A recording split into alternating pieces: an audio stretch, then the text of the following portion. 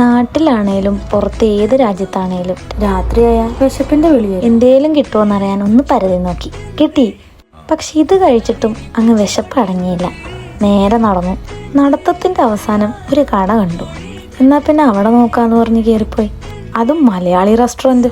Unbelievable. ഈ ടൈമിൽ ഇങ്ങനെ ഒരു കട ഞാൻ കണ്ടിട്ടില്ല. പിന്നൊന്നും നോക്കില്ല, ഒരു ബിരിയാണി എന്നെ വാങ്ങി വീട്ടിലോട്ട് വിട്ടു.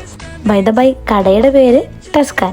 അത് തുറന്നപ്പോഴേ നമ്മുടെ നാട്ടിലെ കല്യാണത്തിനൊക്കെ കിട്ടുന്ന ബിരിയാണിയാണ് എനിക്ക് ഓർമ്മ വന്നത്.